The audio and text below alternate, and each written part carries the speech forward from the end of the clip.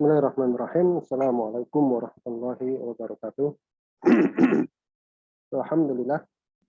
Alhamdulillahilladzi arsala rasulahu bil huda wa dinil haq lidhhirahu 'alad dini kullihi walau karihal musyrikun. Asyhadu an la ilaha illallah wahdahu la syarikalah wa asyhadu anna Muhammadan abduhu wa rasuluh. Allahumma shalli wa sallim wa barik ala sayyidina Muhammadin wa ala alihi wa ashabihi wa man tabi'ahum bi ihsanin ila yaumiddin, amma ba'd. Allahumma inna nas'aluka ilman nafi'a wa rizqan thayyiban wa amalan mutaqabbala. Ikhwatillah, hafizakumullah.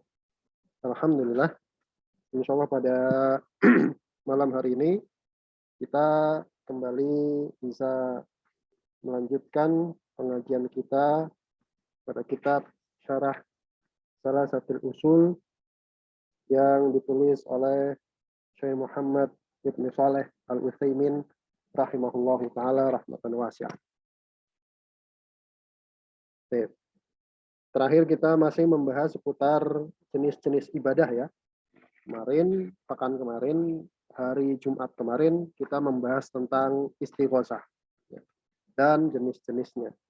Sekarang kita masuk pada jenis ibadah yang terakhir yang disebutkan oleh penulis. Ya, untuk sebagai catatan, ibadah-ibadah yang disebut di sini itu bukan untuk pembatasan ya, tapi untuk menunjukkan contoh saja ya. Bukan kemudian di luar ini berarti bukan ibadah, tidak. Ini adalah untuk sebagai contoh saja. Jadi nggak mungkin kan disebutkan semua, karena seandainya disebutkan semua nanti jadi panjang, jadi terlalu panjang. Ya, ini adalah contoh-contoh ibadah yang biasanya atau umumnya banyak dilakukan oleh kaum muslimin. Kita lihat ibadah yang terakhir sebelum kita masuk kepada makna dari Islam. Setelah di sini bismillahirrahmanirrahim, qala al-musannif rahimahullahu taala wa nafa'ana bihi wa bi ulumihi fi darain amin. Berkata penulis rahimahullah, wa dalilun nadri qauluhu ta'ala. Dalil tentang nadar, bahwasanya nadar adalah ibadah. Nadar itu termasuk ibadah, adalah firman Allah Subhanahu wa taala dalam surat Al-Insan ayat ke-7. Kata Allah, yufuna bin nadri wa yakhafuna yawma kana syarruhu mustatira. Kata Allah, yufuna, mereka adalah orang-orang yang menunaikan bin nadri, nadar mereka. Wa yakhafuna, dan mereka takut yauman, pada satu hari, yang kana syarruhu, yang mana azabnya itu mustatira, merata. Di sini disebutkan nadar. Baik. Kita lihat syarahnya. Ai, maksudnya dalilu kaunin nadri minal ibadah qauluhu ta'ala. Maksudnya apa? Dalil bahwasanya nadar itu termasuk ibadah firman Allah Ta'ala tadi ya, yufuna bin nadri wa yakhafuna yawman kana syarruhu mustatira. Mereka adalah orang-orang yang menunaikan nadar dan takut terhadap suatu hari di mana pada hari tersebut syarruhu, azabnya itu mustatira, merata. Kenapa itu bisa disebut sebagai dalil bahwasanya nadar ibadah? Sisi pendalilannya dari mana gitu? Dari mana kemudian para ulama mengatakan nadar itu termasuk ibadah? Dari potongan ayat tadi. Itu namanya sisi pendalilan. Kita lihat wajhud dalalati. Sisi pendalilan minal ayati, dari ayat tadi, annallaha, bahwasanya Allah itu asna alaihim liifaihimun nadra. Dalam ayat tersebut Allah memuji mereka, orang-orang yang menunaikan nadar. Ini ayat bentuknya pujian. Allah Subhanahu wa ta'ala memberikan pujian kepada orang yang menunaikan nadar. Wa hadza yadullu ala annallaha yuhibbu dzalik. Kalau Allah memuji sesuatu, maka itu menunjukkan bahwasanya Allah cinta terhadap sesuatu tersebut. Ya. Allah memuji perbuatan berbakti kepada orang tua. Berarti Allah cinta terhadap perbuatan berbakti kepada kedua orang tua. Allah memuji orang yang bertauhid, maka artinya Allah cinta perbuatan tauhid. Nah, di sini Allah memuji orang yang menunaikan nadar. Maka artinya Allah cinta terhadap perbuatan nadar. Wa kullu mahbubin lillah minal a'mal, dan setiap amalan yang dicintai oleh Allah, bahwa ibadatun, maka itu dia adalah ibadah. Nah, itu sisi pendalilannya. Allah puji orang yang menunaikan nadar, artinya Allah cinta nadar. Kalau Allah cinta terhadap sesuatu, maka artinya perbuatan tersebut adalah ibadah. Itu kaedahnya gitu. Wa yu'ayyidu dzalika qauluhu, dan yang menguatkan hal tersebut adalah firman Allah Subhanahu wa taala di ujung ayatnya, di ujung ayatnya. Wa yakhafuna yawman kana syarruhu mustatira, dan mereka itu takut pada satu hari di mana adabnya itu merata. Nah, ini juga menunjukkan bahwasanya orang yang menunaikan nadar ini orang yang takut terhadap adab Allah. Berarti orang yang taat. Nah, nggak mungkin orang yang taat kepada Allah melakukan sesuatu yang dibenci Allah, yaitu menunaikan nadar. Kemudian kata beliau, kata Syekh Utsaimin, wa'lam, ketahuilah, annan nadral ladzi imtadahallahu ta'ala haula'il qa'imina bihi huwa jami'ul ibadatil lati faradahallahu azza wa jalla. Ya, faradallahu azza wa jalla. Ketahuilah bahwasanya yang dimaksud dengan nadar dalam ayat tadi yang Allah puji, haula'il qa'imin, orang yang menunaikannya, yang dimaksud dengan nadar dalam ayat tersebut adalah huwa jami'ul ibadat, adalah seluruh ibadah alladzi faradahallahu azza wa jalla, yang telah Allah Subhanahu wa taala wajibkan. Artinya nazar dalam ayat tadi itu oleh beliau, oleh penulis syarahnya, ditafsirkan sebagai ibadah wajib. Ya, ditafsirkan sebagai ibadah wajib.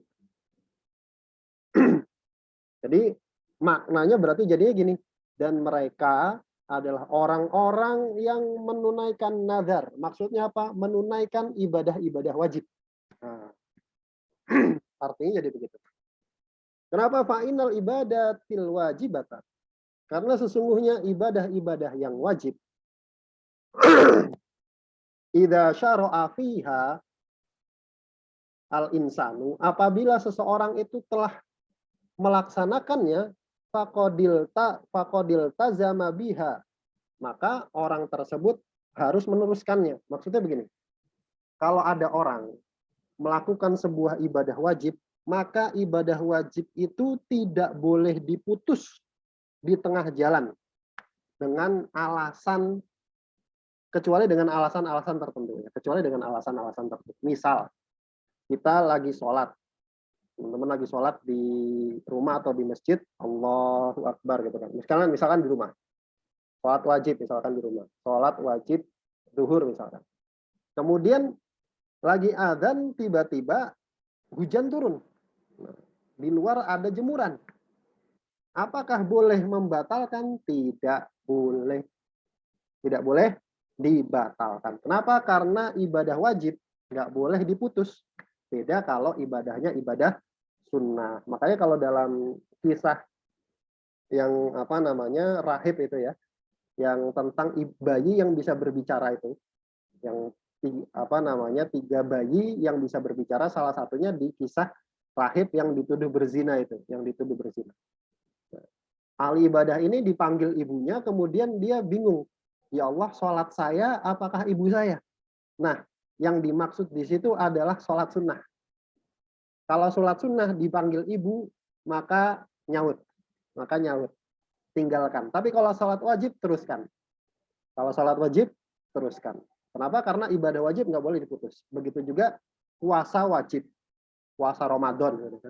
Puasa Ramadan kita laksanakan. Terus kemudian tiba-tiba ada teman misalkan ngundang walimah atau apa, makan-makan gitu. Kemudian kita putus, nggak boleh. Kenapa? Karena ibadah wajib.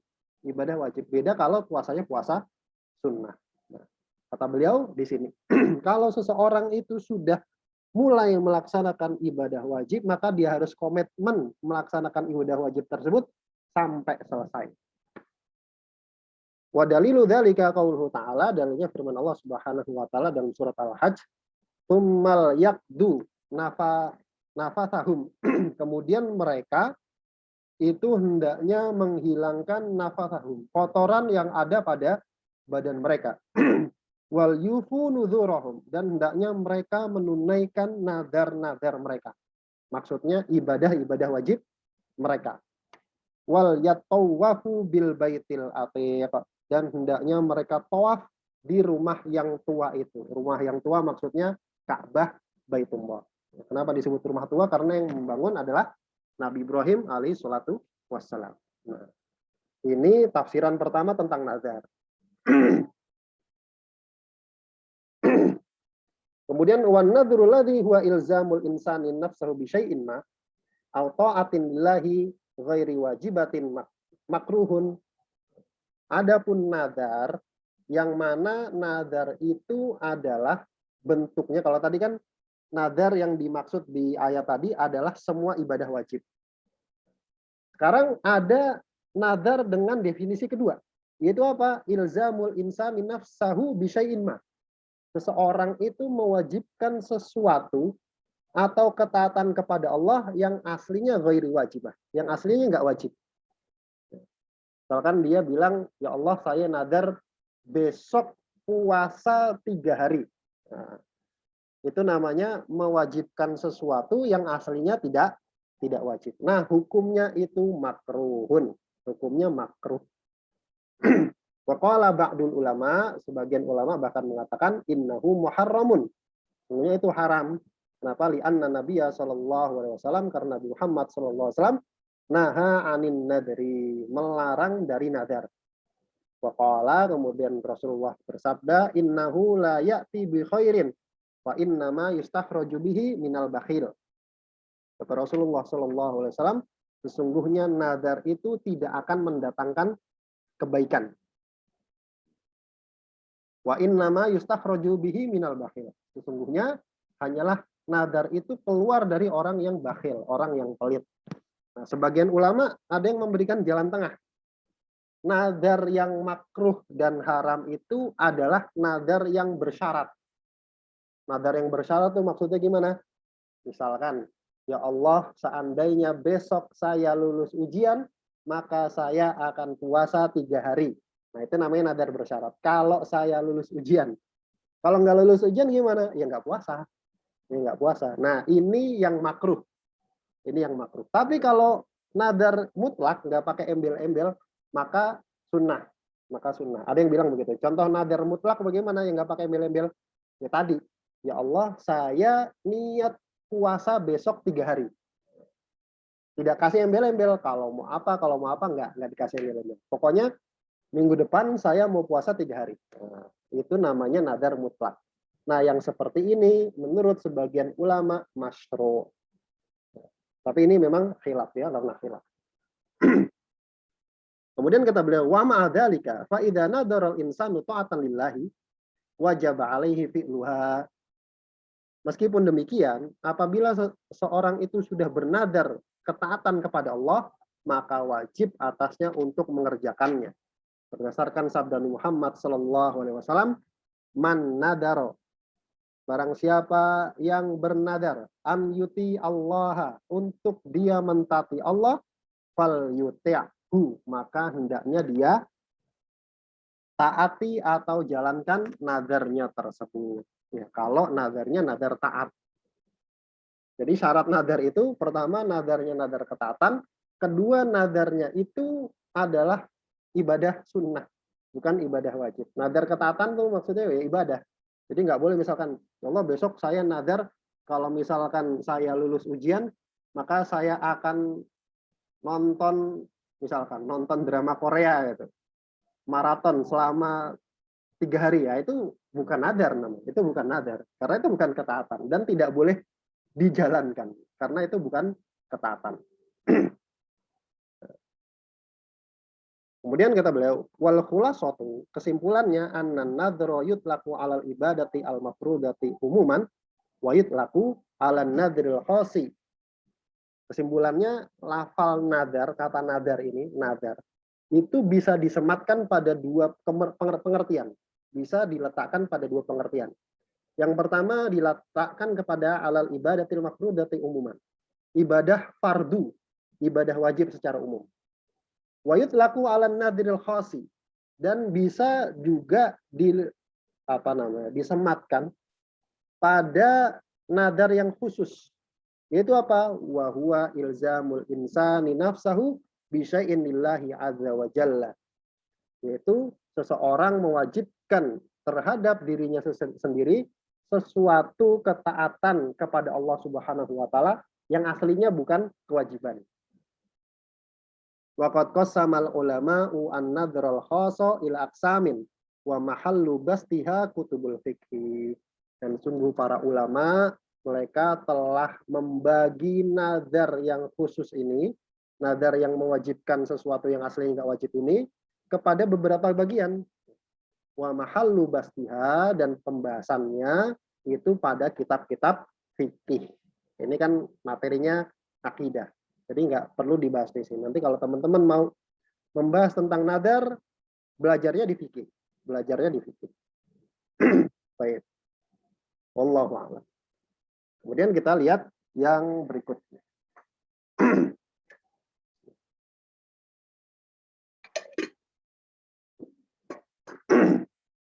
Sekarang yang kedua, al-aslusan.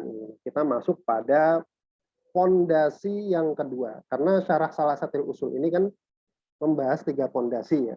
Tentang mengenal Allah, kemudian mengenal agama Islam, yang terakhir mengenal Rasulullah. Mengenal Rasulullah. 3 fondasi dasar ini. Mengenal Allah sudah. Beserta ibadah-ibadah yang hanya boleh ditujukan kepada Allah. Nah, sekarang kita masuk pada fondasi yang kedua, yaitu mengenal agama Islam. Al-aslusani, fondasi yang kedua adalah ma'rifatu dinil islami bil adillati. Mengenal apa itu agama Islam. Kalau orang ditanya, Mas, Islam itu apa sih? Ya, dia harus bisa jawab. Harus bisa jawab. Bil adillati, dengan dalilnya, dengan buktinya, dengan argumentasinya. Jadi nggak boleh misalkan, Mas ditanya, Islam apa sih? Ya Islam, Isya, subuh, lohor, asar, maghrib, kan gitu kan. Itu nggak pakai dalil namanya. Itu cok gali cok kan. Digali-gali cocok. Kota ati gatuk. Islam, Isya, subuh, lohor, asar, maghrib. Nah, itu nggak pakai dalil. Harus tahu apa Islam itu. Nah, sekarang beliau tunjukkan apa itu Islam. Apa itu Islam? Wa huwal istislamu lillahi bitauhid.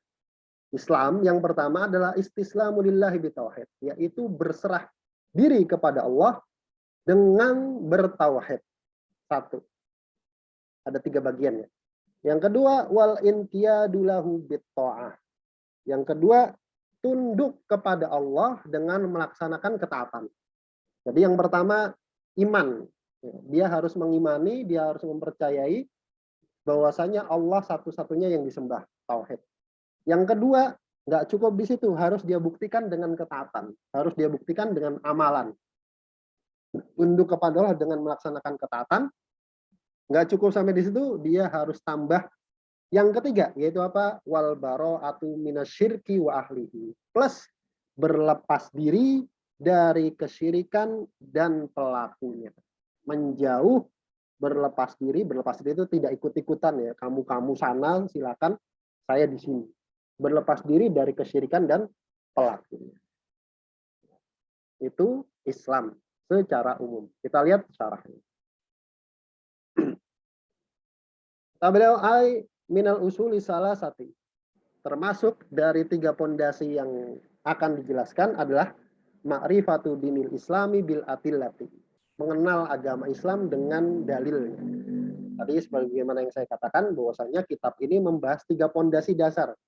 Mengenal Allah itu siapa, mengenal apa itu agama Islam, dan mengenal Rasulullah SAW itu apa, siapa. Nah, ini pondasi yang kedua, yaitu mengenal agama Islam. Harus pakai buktinya, harus pakai argumentasinya, harus pakai dalilnya. Yakni maksudnya an ya'rifa dinal islami bi adillatihi minal kitabi was sunnati. Yaitu dia harus tahu apa itu Islam. Harus tahu dia apa itu Islam. Dengan dalil-dalil dari kitab dan sunnah. Jadi dia harus tahu. Kalau ditanya, Mas, Islam itu apa?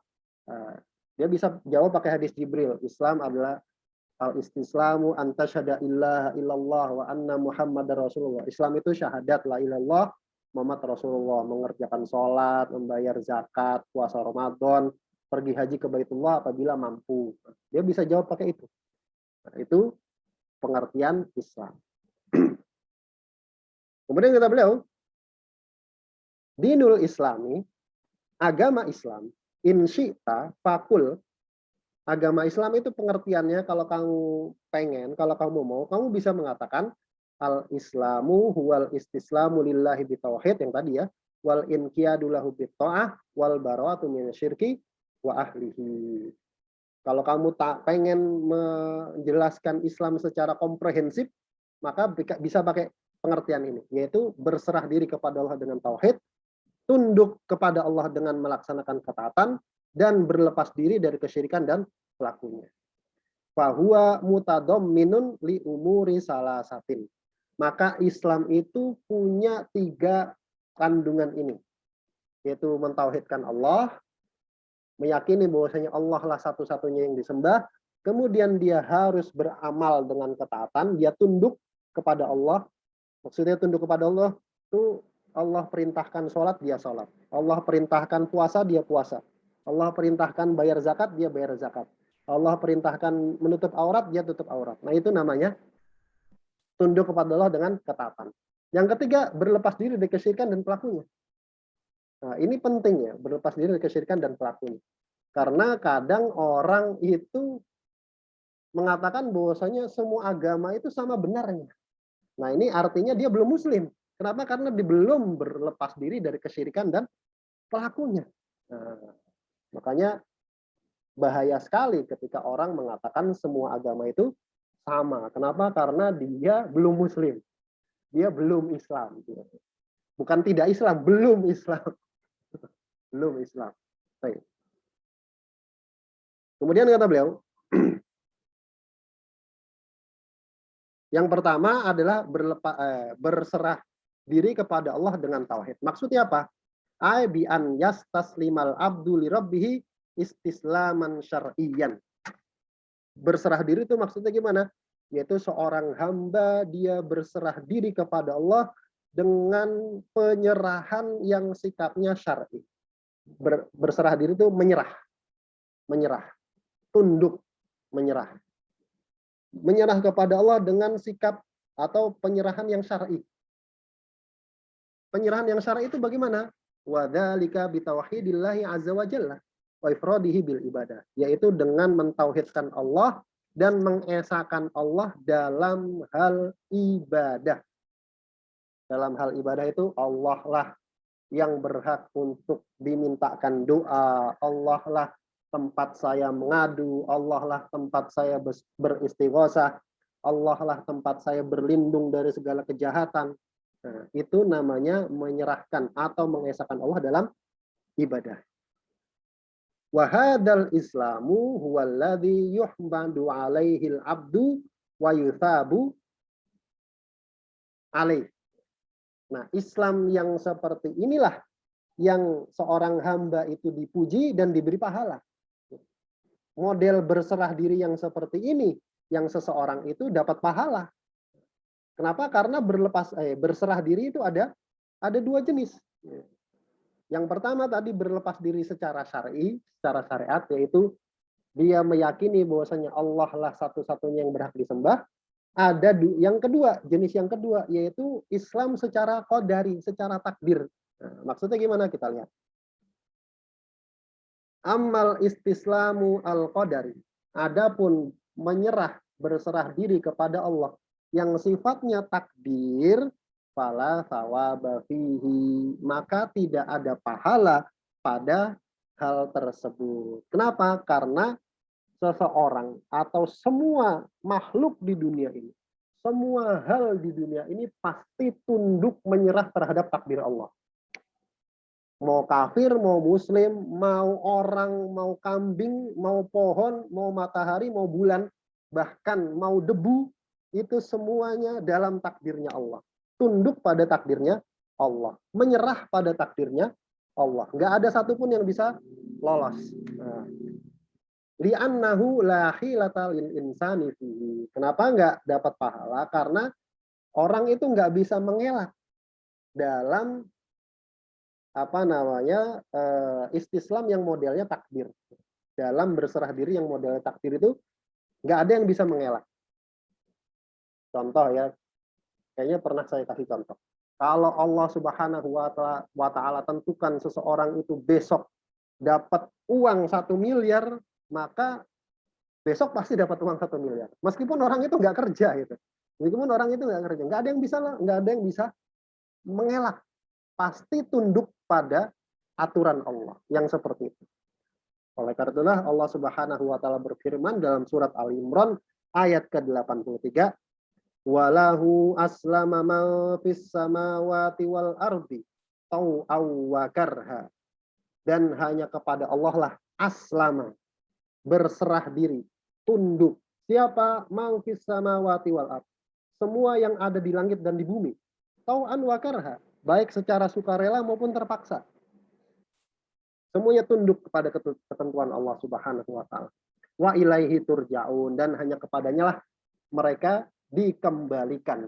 Mereka dikembalikan kepada Allah Subhanahu wa taala. Artinya yang dimaksud berserah diri kepada Allah dengan tauhid bukan yang model terakhir seperti ini.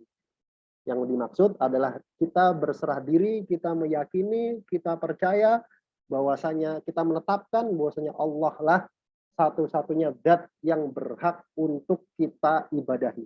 Selainnya batil. Selainnya salah. Harus berani seperti itu, harus berani. Kenapa? Karena ketika turun surat Al-Kafirun ya, ketika Allah Subhanahu wa taala menurunkan surat Al-Kafirun, itu kan sababun nuzulnya sekelompok orang dari kafir Quraisy itu mereka menawarkan kepada Rasulullah Shallallahu alaihi wasallam. Ini supaya kita tahu sebab turunnya surat Al-Kafirun. Jadi surat Al-Kafirun ini surat yang isinya berlepas diri dari kesyirikan dan pelakunya. Bukan surat untuk dalam tanda kutip mentoleransi. Ya. Karena kita banyak yang salah paham. Kalau kita baca tafsirnya, para ulama mufassirin mengatakan bahwasanya surat Al-Kafirun ini surat Al-Kafirun itu surat baro'ah. Surat berlepas diri dari orang-orang musyrik. Kenapa? Karena sejarahnya orang-orang musyrik ketika di Mekah itu awal-awal atau ketika Rasulullah berdakwah, itu kan orang-orang musyrik Mekah kan gerah. Mereka dibilang agamanya sesat kan gitu kan. Agama nenek moyangnya sesat, menyembah berhala itu salah. Dibilang begitu. Kemudian mereka menawarkan kepada Rasulullah, "Wahai Muhammad, sekarang gini aja. Kamu udah nggak usah nyesat-nyesatin kami. Sekarang gini aja. Setahun kami ikut agama kamu, kami ikut ritual agama kamu. Nanti tahun berikutnya sebaliknya, kamu ikut ritual agama kami. Kalau kamu yang benar gitu kan, kami sudah ikut kamu. Kalau kami yang benar, kamu sudah ikut kami gitu kan."